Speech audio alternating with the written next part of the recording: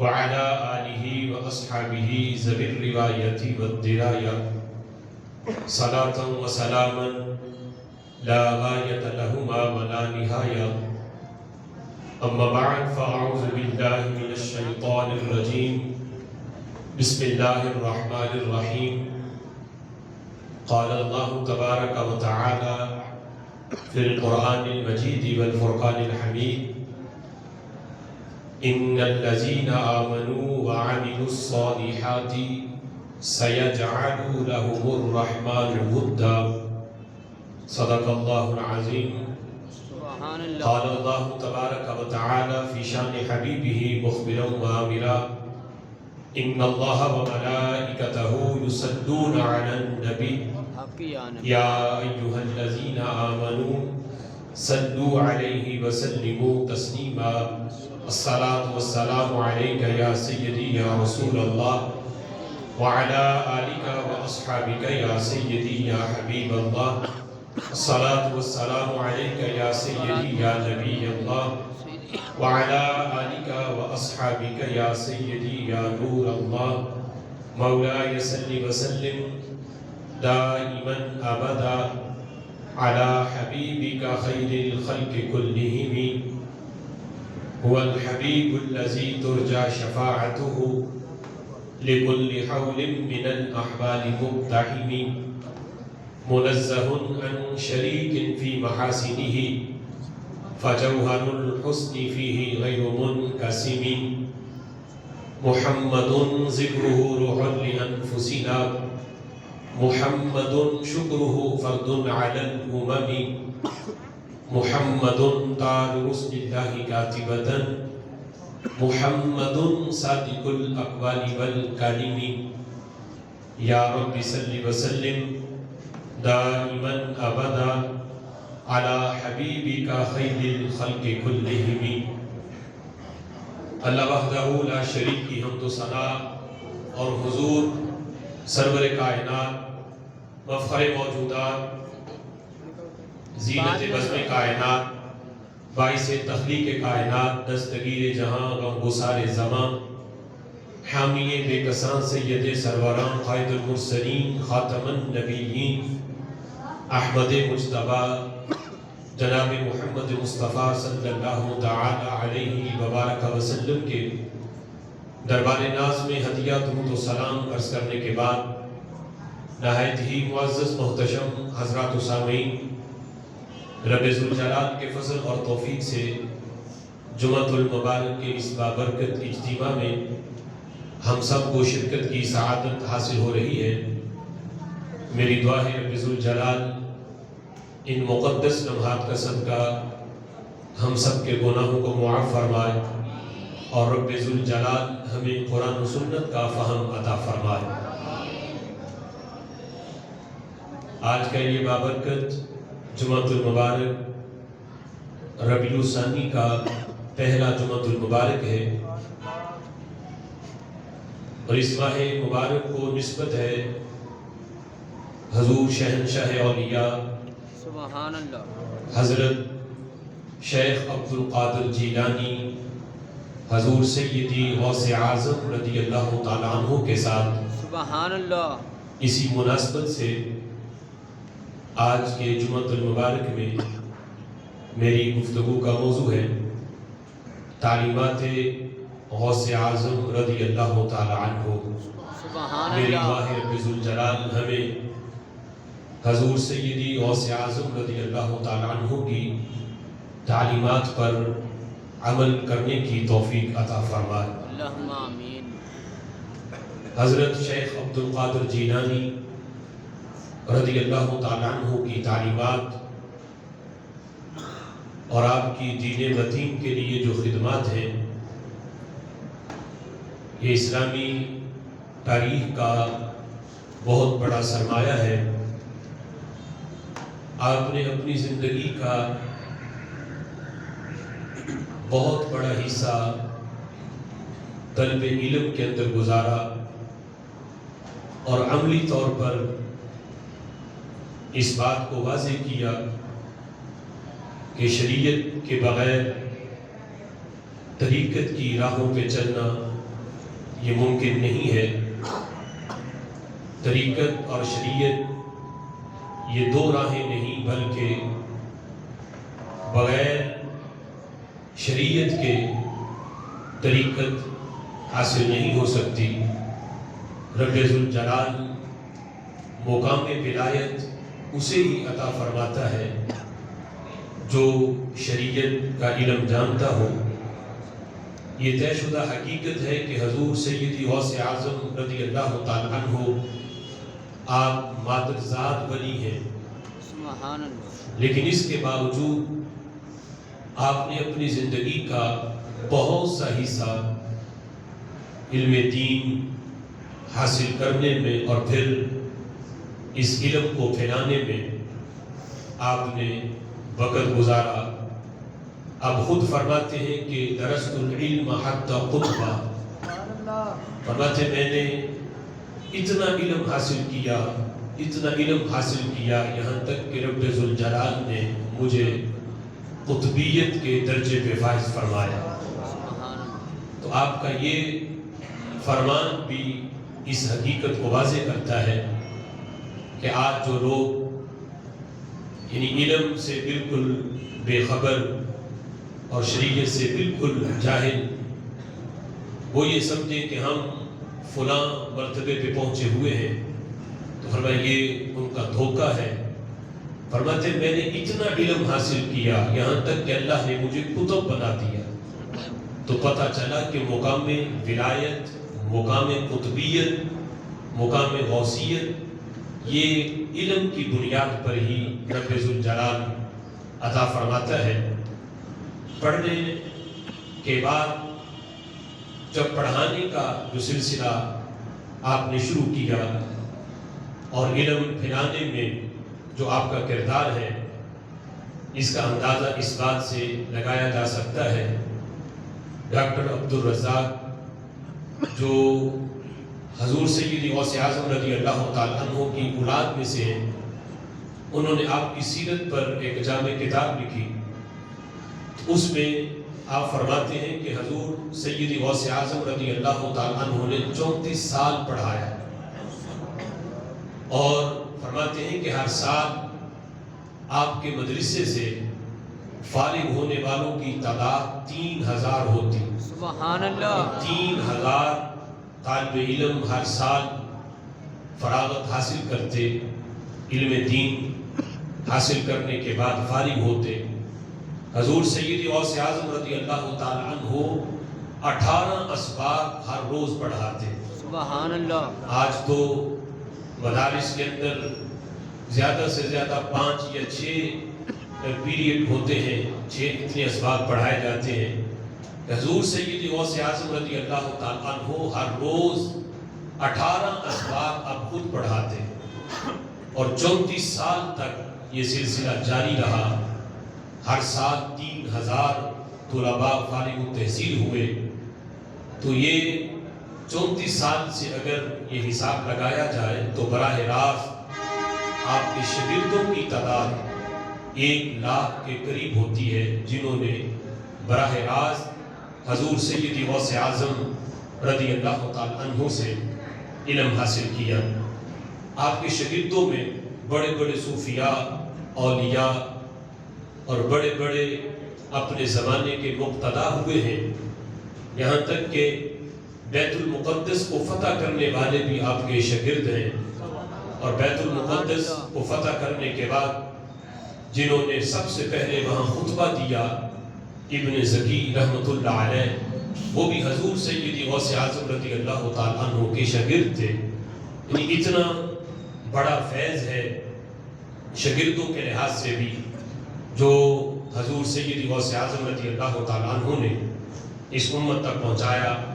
پھر آپ کی جو بعض کی مجلس میں بیٹھنے والوں کی جو تعداد تھی، ایک ایک مجلس کے اندر سننے والوں کی تعداد 70 ہزار کے قریب ہوتی۔ 70 ہزار کے قریب لوگ آپ مجمع میں آپ کا خطاب سنتے، اور یہ بھی حضور سیدی غوث اعظم رضی اللہ تعالیٰ عنہ کی کرامت ہے کہ آج 1000 کا مجمع ہو تو ہم بغیر لاؤڈ سپیکر کے آخری بندے تک آواز نہیں پہنچا سکتے. 200 کا ہی مجمع ہو تو مشکل ہوتا ہے آخری بندے تک آواز پہنچانا، لیکن حضور سیدی غوث اعظم رضی اللہ تعالیٰ عنہ کی یہ کرامت تھی کہ آپ کی مجلس کے اندر جو لوگ بیٹھتے، جتنی آواز پہلے والے بندے کو سنائی دیتی اتنی آواز آخری صف میں بیٹھے ہوئے بندے کو بھی سنائی دیتی. سبحان اللہ. یہ حضور سیدی غوث اعظم رضی اللہ تعالیٰ عنہ کی یہ بھی کرامت ہے. آپ کے خطبات میں جو مختلف طرق سے ہم تک پہنچے ہیں، جن میں آج آپ کے خطبات کو جس کتاب کے اندر جمع کیا گیا، الفتح الربانی کے نام سے وہ کتاب ہے کہ جس میں آپ کے جو فرمودات ہیں، آپ کی جو تعلیمات ہیں، ان کو جمع کیا گیا. آج بھی اگر آپ کے ان فرمودات اور ان کی تعلیمات کو آج بھی اگر بندہ پڑھے اور اس پہ عمل کرے تو یقیناً رب ذوالجلال بندے کے دل کے بند تالے کھولتا ہے. اور آج بھی ان فرمودات پر عمل کرنے سے حضور سیدی غوث اعظم رضی اللہ تعالیٰ عنہ کا روحانی فیض آج بھی بندے کو میسر آتا ہے. رب ذوالجلال قرآن مجید فرقان حمید میں ارشاد فرماتا ہے وَاتَّبِعْ سَبِيلَ مَنْ أَنَابَ إِلَيْهِ، کہ تم اتباع کرو ان لوگوں کے رستے کی جنہوں نے اپنے آپ کو میری طرف جھکا دیا، جو میری طرف جھک گئے، میری طرف جنہوں نے رجوع کیا، جن کو میں نے مقام ولایت دیا، جنہوں نے میرے احکامات پہ عمل کر کے میرا قرب خاص حاصل کیا. تو رب ذوالجلال فرماتا ہے وَاتَّبِعْ سَبِيلَ مَنْ أَنَابَ إِلَيْهِ، تو ان کے رستے کی اتباع کرو. قرآن مجید فرقان حمید کی یہ آیہ کریمہ بھی ہمیں اس بات کی طرف متنبہ کرتی ہے کہ حضور سیدی غوث اعظم رضی اللہ تعالیٰ عنہ کی تعلیمات پر عمل کرنا یہ خود رب ذوالجلال کا قرآن مجید فرقان حمید کے اندر حکم موجود ہے.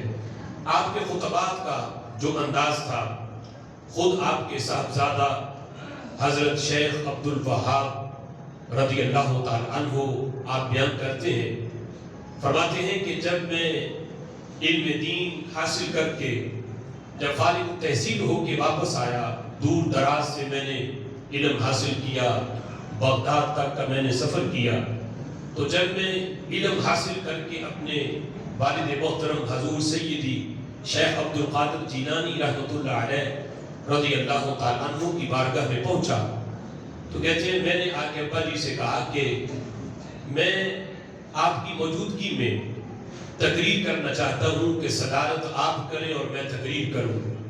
کہتے اريد ان اتکلم علی الناس بحضرتک، میرا ارادہ یہ ہے کہ جس طرح آپ لوگوں کو واعظ کرتے ہیں اور 70 ہزار کا مجمع آپ کی تقریر سنتا ہے، تو میں بھی چاہتا ہوں کہ آپ موجود ہوں اور آپ کی موجودگی میں میں خطاب کروں.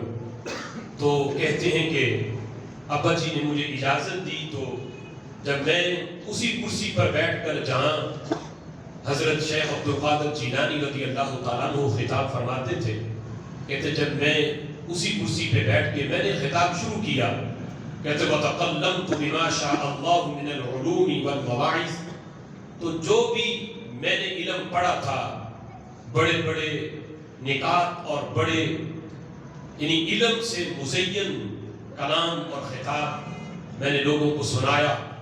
لیکن کہتے ہیں وَلَمْ يَخْشَ قَلْبٌ وَلَمْ تَجْرِ دَمْعًا، کہتے کسی کے دل کی کیفیت نہ بدلی اور کسی کی آنکھ سے آنسو جاری نہ ہوئے، لوگ سنتے رہے حالانکہ بڑا علمی خطاب تھا. کہتے کسی کے دل کی کیفیت کہ جس طرح میرے ابا جی خطاب کرتے تھے تو لوگوں پہ ایک رقت طاری ہوتی اور دل کے اندر خوف پیدا ہوتا اور آنکھوں سے آنسوؤں کی جڑی لگتی. کہتے میں نے بڑا طویل خطاب کیا تو نہ کسی کے دل کی حالت بدلی، نہ آنکھوں سے آنسو نکلے. تو کہتے ہیں میں جب خطاب سے فارغ ہوا تو میرے فارغ ہونے کے بعد میرے والد محترم حضور سیدی غوث اعظم رضی اللہ تعالیٰ عنہ آپ کرسی پہ جلوہ فرما ہوئے. آپ نے جب مجمع سے خطاب شروع کیا، کہتے ابھی حمد و ثنا کے بعد صرف اتنے کلمات کہے کہ وہ لفظ بھی لکھے گئے. ابھی اتنا کہا اور اپنے بارے میں وہ لفظ بولے، نہ قرآن کی آیت تھی نہ کوئی حدیث تھی، اپنے بارے میں کہا کہ میں نے کل روزہ رکھا تھا. کہتے ابھی اتنے کلمات اپنی کیفیت بیان کر رہے ہیں اور اپنے بارے میں کل کی خبر دے رہے تھے. تو کہتے ہیں کہ صرف اتنے کلمات جب ان کی زبان سے نکلے، میں نے دیکھا کہ مجمع پہ ایسی رقت طاری ہوئی کہ سب کی دل کی حالت اور کیفیت بدل گئی اور آنکھوں سے آنسوؤں کی جھڑی لگ گئی. کہتے میں نے علمی خطاب کر رہا تھا لیکن کسی کی کیفیت اور کسی پہ یوں رقت طاری نہ ہوئی جس طرح غوث اعظم رضی اللہ تعالیٰ عنہ کے بیان سے اور آپ کے الفاظ سے پورے مجمع کی حالت بدلی. پھر فرماتے ہیں خطاب کرتے ہوئے انہوں نے کہا کہ اے بیٹے تو نے بڑا سفر کیا، اسافرت الی ہناک واشارہ باصبع الی السماء، اور مجھے اشارہ کر کے مجھے کہا بیٹے تو نے بڑا سفر کیا ہے، بتا کیا ادھر کا سفر بھی کیا ہے؟ یعنی اشارہ آسمان کی طرف کیا. کہا کہ کیا کبھی آسمان کا سفر بھی کیا ہے؟ تو نے علم حاصل کرنے کے لیے دنیا پہ بڑے دور دراز کا سفر کیا اور علم پڑھا ہے، علم حاصل کیا ہے، لیکن بتا کیا تو نے آسمان کا سفر بھی کیا؟ پھر کہتے ہیں فرمانے لگے انت المتکلم عنک وانا المتکلم من غیری. بیٹے جو تو کلام کرتا ہے تو تو اپنا معافی ضمیر بیان کرتا ہے، جو تو نے پڑھا ہوا ہے وہ بیان کرتا ہے. وَأَنَا الْمُتَكَلِّمُ مِنْ غَيْرِي، میں اپنی طرف سے کچھ بیان نہیں کرتا. کہتے میں کسی اور کے اسرار و رموز بیان کرتا ہوں. تم کلام کرتے ہو تو تم نے جو پڑھا ہوا ہے اس کو اپنے زبان میں معافی ضمیر کو بیان کرتے ہو اور میں کسی اور کے اسرار و رموز بیان کرتا ہوں. پھر فرماتے ہیں ما تکلمت حتی قیل لی، کہتے ہیں اس وقت تک میں کلام نہیں کرتا، اس وقت تک میری زبان حرکت میں نہیں آتی، میں گفتگو نہیں کرتا، یہاں تک کہ مجھ سے کہا جاتا ہے یا عبد القادر تکلم ونحن معک، اے عبد القادر تو کلام کر ہم تیرے ساتھ ہیں. تکلم ونحن معک، اے عبد القادر تو کلام کر، تو واز کر لوگوں کو، ہم تیرے ساتھ ہیں. وَتَكَلَّمْ نَسْمَعُ مِنْكَ، اے عبد القادر تو کلام کر ہم تیرے کلام کو سننے والے ہیں. سبحان اللہ. کہتے ہیں یہ غیب سے جب آواز آتی ہے پھر میں کلام کرتا ہوں، پھر میں گفتگو کرتا ہوں. اے بیٹے تو جو بیان کرتا ہے تو معافی ضمیر بیان کرتا ہے، میں کسی اور کے اسرار و رموز بیان فرماتا ہوں. سبحان اللہ. تو جن کا اتنا بڑا روحانی مقام اور مرتبہ ہو، یقیناً ان کے فرمودات اور ان کی تعلیمات میں آج بھی رب ذوالجلال نے وہ روحانی فیض رکھا ہے جو آج ان پہ عمل کرے خلق کائنات جل جلالہ اس کے لیے اس کو کامیابی کی ضمانت بنا دیتا ہے.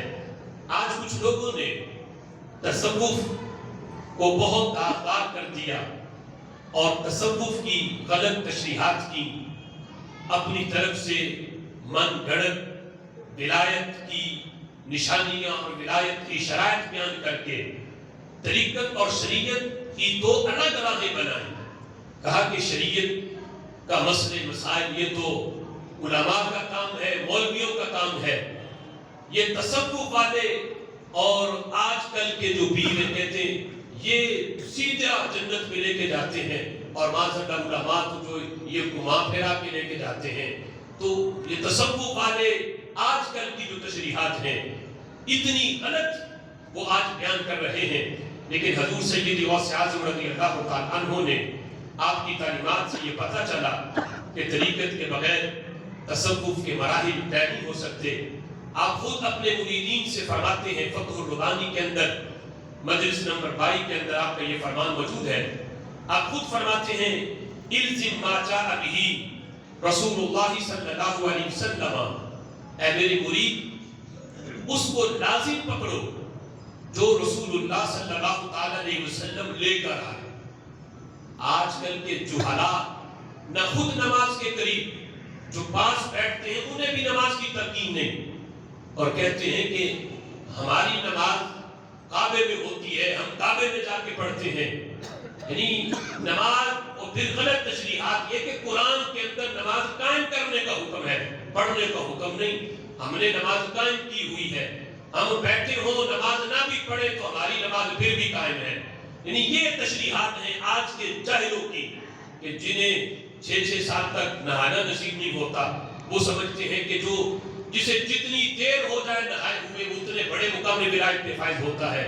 تو حضور سیدی غوث اعظم رضی اللہ تعالی عنہ کہ جن کا قدم جب تک کسی ولی کی گردن پہ نہیں آتا تب تک وہ مقام ولایت پہ نہیں پہنچتا، تو ان کی تعلیمات یہ ہیں، اپنے مریدوں سے فرماتے ہیں تم پہ لازم ہے کہ اس کو لازم پکڑو جو رسول اللہ صلی اللہ تعالی علیہ وسلم لے کر آئے۔ تو حضور کیا لے کر آئے؟ پوچھا گیا کسے لازم پکڑنا ہے؟ فرمایا ہوا کتاب اللہ و سنت رسولہ، وہ رب ذوالجلال کی کتاب ہے اور اس کے رسول صلی اللہ علیہ وسلم کی سنت ہے۔ کتاب اللہ پر بھی عمل کرو اور نبی پاک علیہ الصلوۃ والسلام کی سنت پر بھی عمل کرو۔ فرماتے جس نے کتاب و سنت کو چھوڑا وہ ولی نہیں بن سکتا، وہ زندیق بنے گا۔ جو کتاب اللہ سے روگردانی کرے، میری سنت کا تارک ہو، نبی پاک علیہ الصلوۃ والسلام کی سنت کو چھوڑے، فرمایا وہ زندیق ہے۔ اور جو کتاب اللہ پہ اور رسول اللہ کی سنت پہ عمل کرتا ہے اللہ اس کے لیے ولایت کے رستے کھول دیتا ہے۔ سبحان اللہ۔ الفتح الربانی کے اندر آپ کا یہ فرمان حضور سیدی غوث اعظم رضی اللہ تعالیٰ عنہ فرماتے ہیں اساس الامر الاسلام، فرماتے ہیں ہر معاملے کی جڑ، ہر معاملے کی اصل جو ہے وہ اسلام ہے۔ پھر فرمایا ثم الایمان، اسلام کے بعد پھر ایمان ہے۔ یہاں حضور سید غوث اعظم رضی اللہ تعالیٰ عنہ کا موقف، چونکہ احناف کا موقف یہ ہے کہ اسلام اور ایمان کے اندر کوئی فرق نہیں، یعنی مومن کو مسلم بھی کہا جائے گا، مسلم کو مومن بھی کہا جائے گا، لیکن کچھ علماء نے جس طرح کہ امام شافعی رحمۃ اللہ علیہ ہیں، امام بخاری رحمۃ اللہ علیہ ہیں، انہوں نے اسلام اور ایمان میں فرق کیا اور کہا کہ اسلام جو ہے وہ ظاہری لحاظ سے مطیع اور فرما بردار ہونا، کہ بندے کا ظاہر مسلمانوں والا ہو تو اسے مسلم کہا جائے گا۔ جو صرف زبان سے اقرار کرے کہ میں مسلم ہوں، کلمہ پڑھے، فرمایا یہ اسلام ہے۔ ایمان یہ ہے کہ جو ظاہر کے ساتھ ساتھ جس کا دل بھی اس بات پہ گواہی دے، جس کا دل بھی تصدیق کرے، تو وہ بندہ مومن ہے۔ تو ظاہری صورتحال کو اسلام کہتے ہیں اور دل کی تصدیق کا نام ایمان ہے۔ تو فرماتے ہیں ہر معاملے کی اصل اسلام ہے، ثم الایمان، پھر ایمان ہے۔ پھر فرماتے ہیں ثم العمل بکتاب اللہ و شریعت رسولہ، تیسرا درجہ ہے کہ پھر بندہ عمل کرے اللہ تعالیٰ کی کتاب پر اور نبی پاک علیہ الصلوۃ والسلام کی شریعت پر۔ وہ مرجیہ لوگ ہیں کہ جن کا نظریہ یہ ہے کہ بس اسلام کافی ہے، ایمان کافی ہے، آگے عمل کی کوئی حیثیت نہیں، عمل بندہ نہ بھی کرے پھر بھی جنت میں چلا جائے گا۔ لیکن اہل سنت و جماعت کا موقف یہ ہے کہ اسلام کے بعد ایمان، ایمان کے بعد پھر عمل، یہ ضروری ہے۔ عمل ہوگا تب بندہ پکا مومن کہلائے گا، لیکن اگر عمل نہیں تو پھر نجات نہیں۔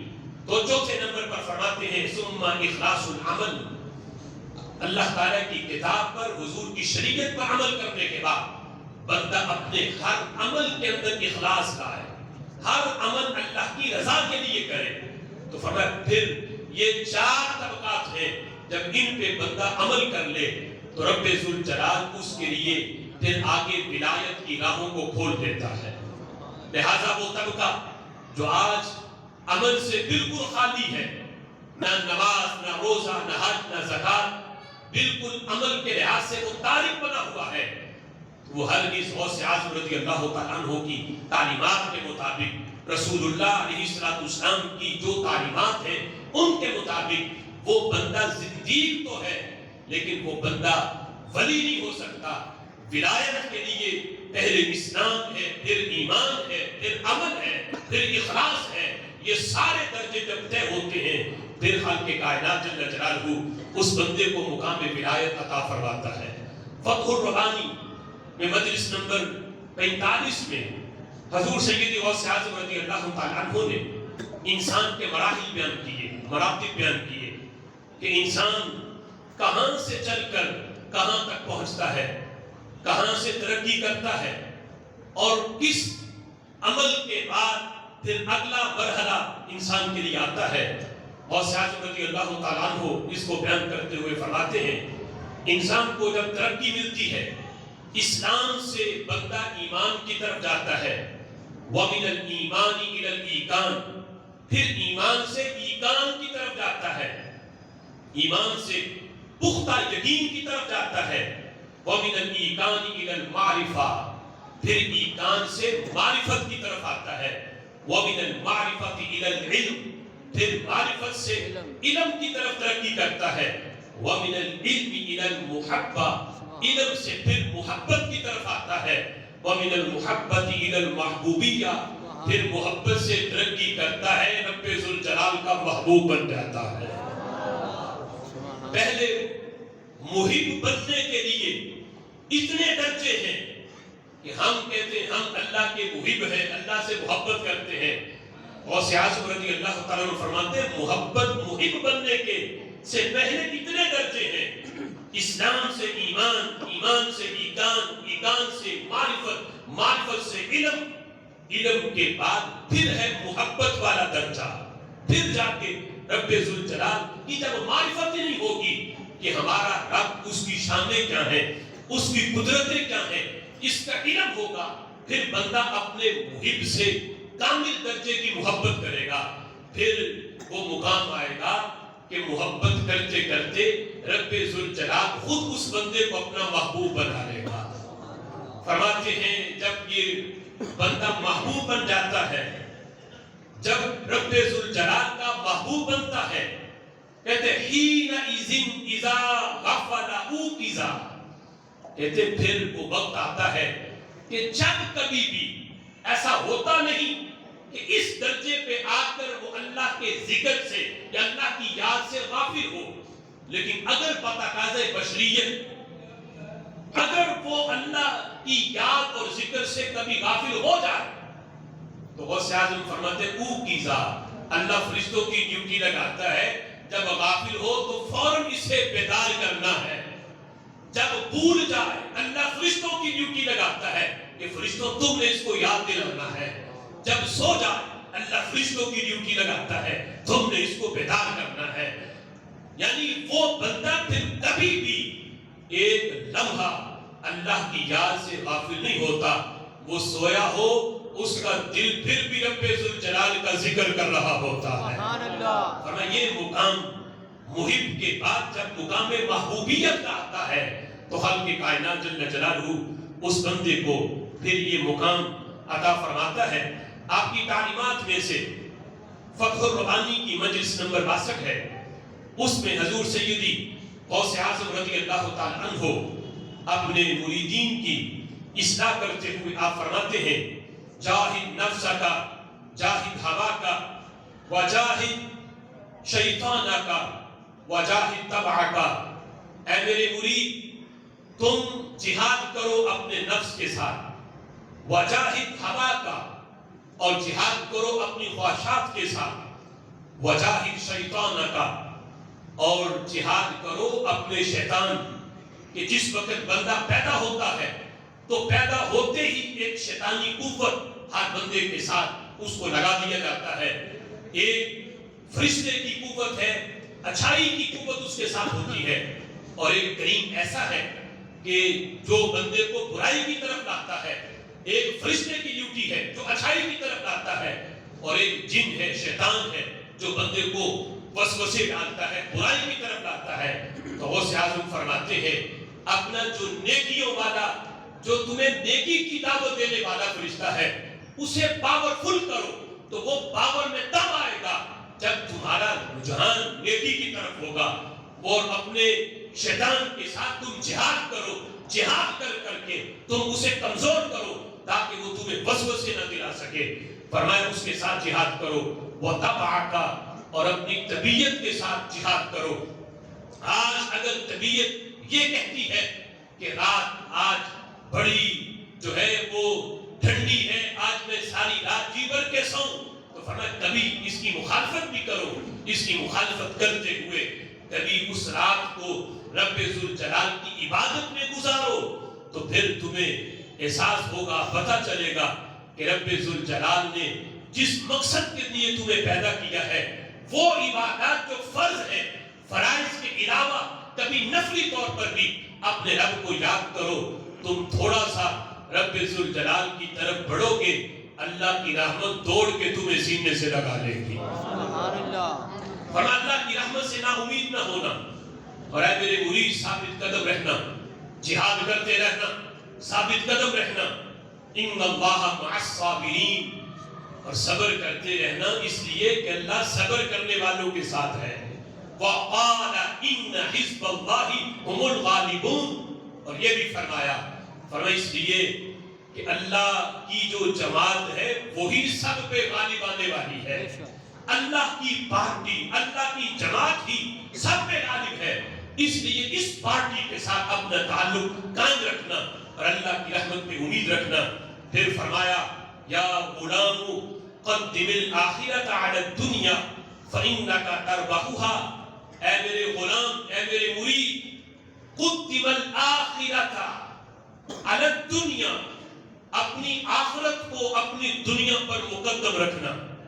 جہاں کہیں بھی آخرت اور دنیا کا مقابلہ ہو جائے، ان کا آپس میں کمپیریزن ہو، ایک دوسرے کے مقابلے میں آ جائیں، تو اے میرے مرید تم نے آخرت کو ترجیح دینی ہے، دنیا کو ترجیح نہیں دینی۔ قدم الآخرۃ علی الدنیا فإنک تربحها، فرمایا جب تم اپنی آخرت کو ترجیح دو گے تمہارا دنیا میں بھی نفع ہوگا، آخرت میں بھی نفع ہوگا۔ مثال کے طور پہ ایک طرف حلال ہے، ایک طرف حرام ہے، تم سمجھ رہے ہو کہ حرام رستے پہ چل کے سودی کاروبار کر کے میرے پاس اربوں آ جائیں گے، اور اگر حلال کماتا ہوں تو ہزاروں بھی نہیں آئیں گے۔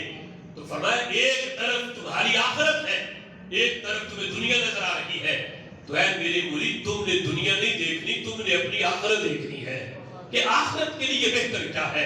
فرمایا آخرت کو بچاؤ گے، آخرت کو تم اپناؤ گے، فإنک تربحها، جو بظاہر تمہیں لاکھوں میں نفع نظر آ رہا ہے وہ حقیقت میں نفع نہیں ہے، وہ شیطان کا ایک دھوکہ ہے۔ تم اپنی آخرت کو ترجیح دو، اللہ دنیا بھی بہتر کرے گا، آخرت میں بھی تمہیں مقام عطا فرمائے گا۔ سبحان اللہ۔ اور ایک تجارت کے لحاظ سے غوث اعظم رضی اللہ تعالیٰ عنہ نے مثال دے کے اس بات کو واضح کیا۔ آپ فرماتے ہیں ایک ہوتا ہے بندے کا رأس المال، اور ایک ہوتا ہے رأس المال پہ منافع۔ رأس المال کہتے ہیں کہ جو پیسے بندہ اپنی راس لگا کر کاروبار کرتا ہے، کسی کام میں لگاتا ہے، تو جب وہ کام کرتا ہے تو اگر بندے کو خسارہ ہو جائے، کاروبار میں جو ہے وہ فائدہ نہ ہو، خسارہ ہو جائے، تو کم خسارہ بندہ اسے سمجھتا ہے کہ میں اپنا رأس المال جو میں نے اصل مال لگایا ہے وہ میرا بچ جائے، اگرچہ منافع نہ بھی ہو تو جو میں نے پیسے لگائے ہوئے ہیں کم از کم وہ تو میرے بچ جائیں، اس میں تو نقصان نہ ہو۔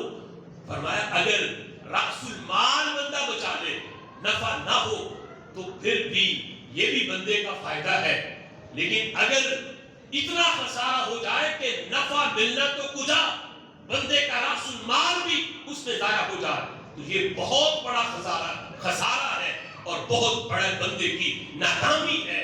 تو غوث اعظم رضی اللہ تعالیٰ عنہ فرماتے ہیں وَاجْعَلْ آخِرَتَكَ رَأْسَ مَالِكَ وَالدُّنْيَا رِبْحُهَا، فرمایا تمہارا جو آخرت ہے یہ تمہارا رأس المال ہے، اور اس پہ جو نفع ہے یہ تمہاری دنیا ہے۔ فرمایا اگر آخرت کمانے کے بعد اگر وقت بچ جائے تو پھر میں اجازت دیتا ہوں پھر دنیا بھی کما لینا، لیکن اگر آخرت ہی نہ کما سکو، آخرت ہی تمہارے حصے میں نہ آئے، رأس المال ہی تمہارا ختم ہو جائے تو پھر نفع کا کوئی فائدہ نہیں ہے۔ ہاں رأس المال بچ جائے، آخرت کما لو، پھر اگر وقت بچ جائے تو دنیا کما لینا، لیکن اگر آخرت ہی تمہاری نہ بچے تو پھر نفع کے بارے میں نہ سوچنا۔ فرمایا وہ بندہ بہت خسارے میں ہے کہ جو نفع کے پیچھے تو پڑ جائے لیکن اپنے رأس المال کو نہ دیکھے۔ فرمایا عقل مند اسے ہی کہا جاتا ہے جو پہلے اپنا رأس المال بچاتا ہے پھر منافع کی طرف جاتا ہے، وہی بندہ عقل مند ہے۔ اس لیے فرمایا اپنی آخرت بچاؤ، اللہ تمہاری دنیا بھی بہتر فرما دے گا۔ سبحان اللہ۔ حضور سیدی غوث اعظم رضی اللہ تعالیٰ عنہ کی تعلیمات دیکھو، ایسا ہوتا ہے پیر جو اس انداز میں اپنے مریدین کی اصلاح کرتا ہے۔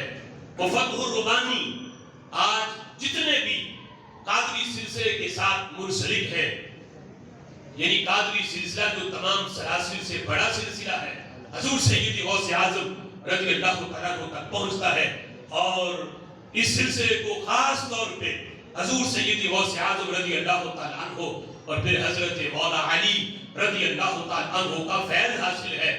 تو جو بھی اس سلسلے سے منسلک ہیں انہیں چاہیے کہ حضور سیدی غوث اعظم رضی اللہ تعالیٰ عنہ جو پیران پیر کی جو تعلیمات ہیں، ان کے جو فرمودات ہیں، انہیں پڑھا جائے، آسان فہم ہے۔